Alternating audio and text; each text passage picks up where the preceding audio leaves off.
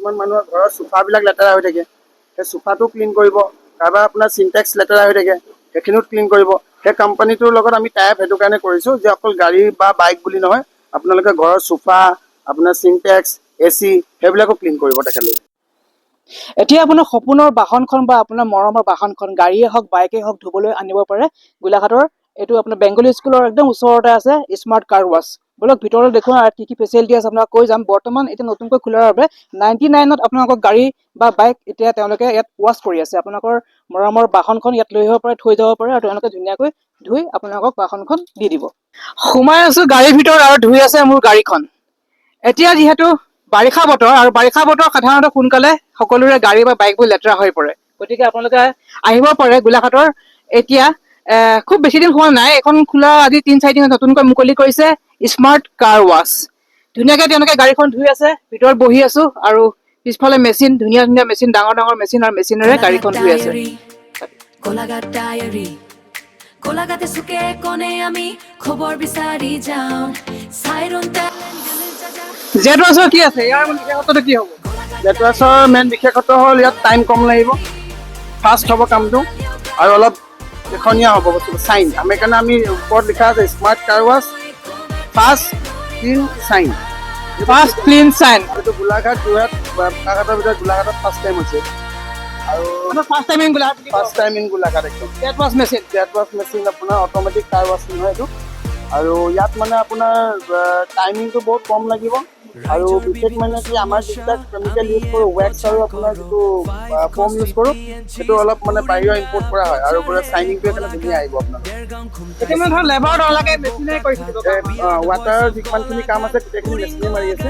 আপোনালোকে দেখিছে ভিডিঅ'ত অলৰেডি, আপোনালোকে মানে তলে ওপৰে চব পিনে বাহিৰে মানে মেচিনেৰে কৰিব। মানে ফাৰ্ষ্ট টাইম ইন গোলাঘাট এতিয়া জেড ৱাছ মেচিনেৰে আপোনাৰ যিখন সপোনৰ বাহনখন বা আপোনাৰ মৰমৰ বাহনখন ধুনীয়াকৈ ক্লিন কৰি লৈ যাব পাৰিব। আৰু যদি কওঁ অফাৰ কিবা আছে বৰ্তমান? অফাৰ বুলিবলৈ আপোনাৰ আমি 99ৰ পৰা মানে গাড়ী ঘূৰাই আছোঁ। মানে কমপ্লিট যদি আপোনাৰ বডি ৱাটাৰ দি পেলাই ৱাছ কৰিব লাগে, ফমিং আৰু ৱেক্স বাদ দি পেলাই, তো আমি 99ৰ পৰা ৱাছ কৰি আছোঁ। আমি এতিয়া কৈছিলোঁ যে 99ত তেখেতে ক'লে গাড়ী তেখেতে ক'লে ধুই আছিলে, 99ত বাইক বা গাড়ী ধুই আছে 99ত।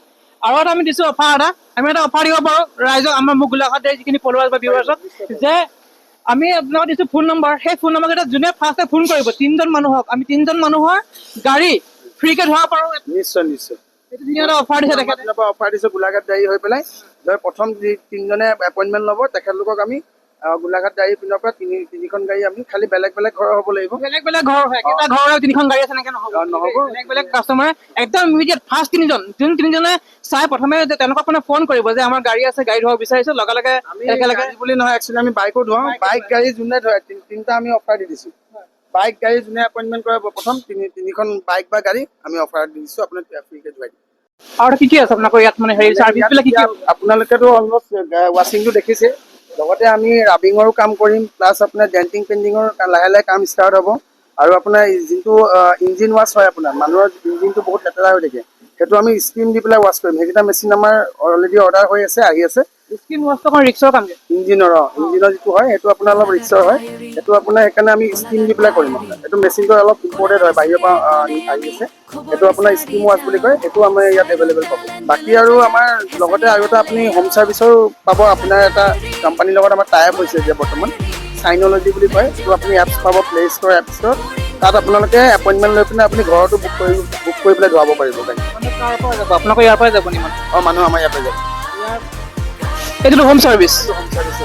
এইটো কিন্তু ভাল কথা কৰে, এইটো কিন্তু গোলাঘাটত ফাৰ্ষ্ট টাইম হ'ব। মই যিকেইটা কৰিছোঁ আহিবলৈ সময় নাই, তেখেতে ঘৰতো ধোৱাব পাৰে। আৰামছে। কিছুমান মানুহৰ ধৰক ক'ৰবাত যাব লগা আছে, গাড়ীখন লেতেৰা হৈ আছে, এতিয়া তেখেত আহি পেলাই আকৌ ধুৱাই মেলি আকৌ ৰেডি হৈ পেলাই যোৱালৈকে হয়তো দেৰি হৈ যাব পাৰে।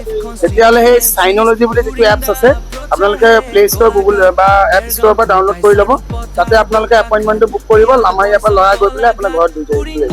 আপোনাৰ তলখন কেনেকে ধুব?